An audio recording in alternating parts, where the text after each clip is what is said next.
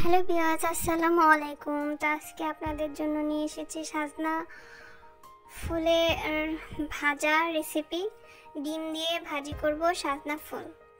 তো এখানে আমি সাজনা ফুল নিয়ে নিয়েছি, ডিম নিয়ে নিয়েছি কালো জিরা, মশলা, 3-4টা কাঁচামরিচ, পেঁয়াজ। এখন আমি সাজনা ফুলগুলোকে সিদ্ধ করব। তো দিয়ে দিলাম একটা ডেকচিতে সাজনা ফুল। এখন সামান্য পরিমাণের লবণ দিব, দিয়ে এটাকে 5 মিনিট সিদ্ধ করব।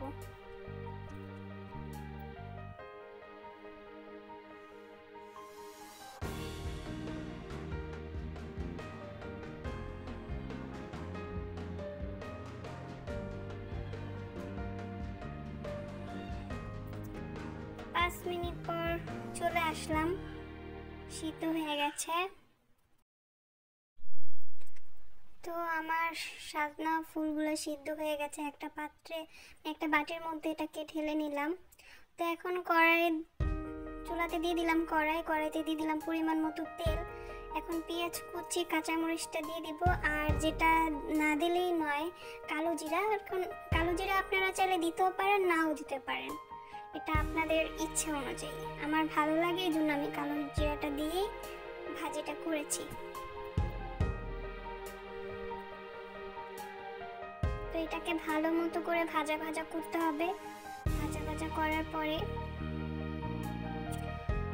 তো এখন দিয়ে দিলাম একটা ডিম। ডিমটা দিয়ে এখন ভালো মতো এটাকে ভাজা ভাজা করব। তো আমার ভালো মতো নাড়াচাড়া দিয়ে ভাজা করার পর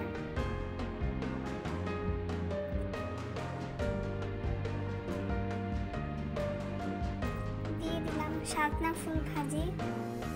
সাজনা ফুল সাজনা ফুলগুলা দিয়ে দিলাম। এখন দিয়ে দিব সামান্য পরিমাণের হলুদ গুঁড়া, সামান্য পরিমাণের মরিচের গুঁড়া, যাতে কালারটা সুন্দর আসে এই জন্য।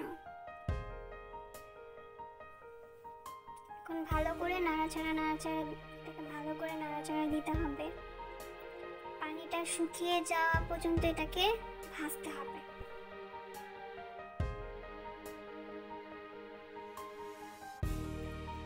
এটা খুবই মজাদার। এটা দিয়ে ভাত, আমি প্রায় 1 প্লেট ভাত খেয়ে ফেলেছি এটা ভাজি করার পরে। তো আপনারাও বাসায় ট্রাই করবেন, দেখবেন অনেক ভালো লাগে। তো এই যে আমার সাজনা ফুল ভাজি শেষ। তো সবাই বলবেন যে কেমন হয়েছে আমার নতুন এই রেসিপিটা। তো সবাই ভালো থাকবেন, আমার চ্যানেলটা সবাই সাবস্ক্রাইব করে দিবেন, পাশে থাকবেন।